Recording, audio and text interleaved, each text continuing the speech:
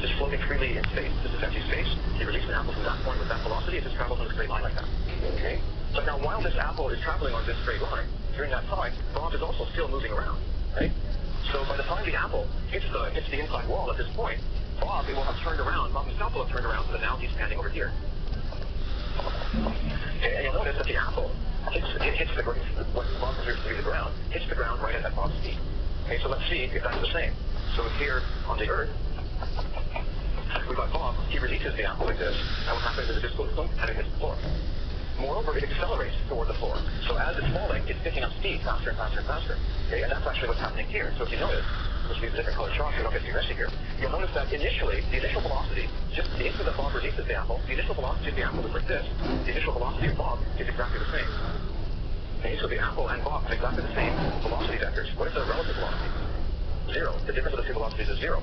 Okay, so as far as Bob is concerned, when he releases it, for a split second, it just has 0 velocity. It's just hovering there for a split second. Okay, but then as time goes on, you'll notice that the distance between Bob's feet here and the apple gets less and less and less. Okay, the apple is not accelerating. The apple is moving on a straight line, but the floor is moving on this curved trajectory. The floor is accelerating. In fact, the floor is accelerating up toward the apple. So at this instant time, the apple and the floor are on parallel courses. Okay, there's very little relative velocity. But by the time the apple gets over here, the floor has bent around like this and accelerated upward, and it's going slam. It's accelerating up and hitting the apple. Okay, so you can see just from this picture that the relative velocity between the apple and the floor is going to be increasing as the apple approaches the floor, which is exactly what we see here. Okay, it starts off falling slowly, picks up speed faster and faster and faster, and then it hits the floor. Okay, so far so good. So with these two simple experiments, Bob can't distinguish between whether he's in his rotating cylinder floating out in space, or whether he's just standing on the surface of the Earth. Okay?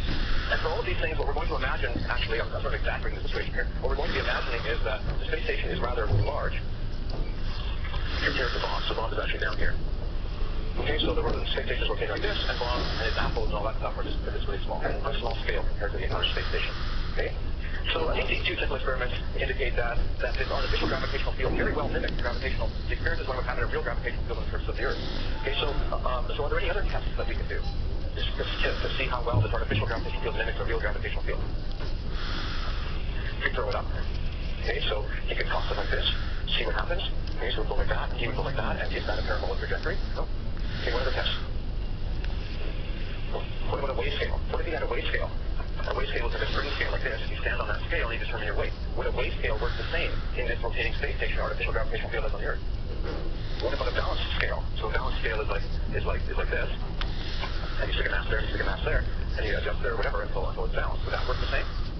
Okay, so I encourage you to sit back later on and think about this and come up with different tests that you can do to try to distinguish between this and this. Okay? Anyway, so as far as it goes, as far as we've said so far, it certainly looks like the artificial gravitational field mimics a real gravitational field quite well. So why is this significant? Well, here comes Einstein. Okay, so first of all, Einstein realized, this is after special relativity, after Einstein has realized there's a universal speed limit and understood time dilation, like attraction and all that stuff, relativity of simultaneity, he started turning his attention to gravity. Okay, and he recognized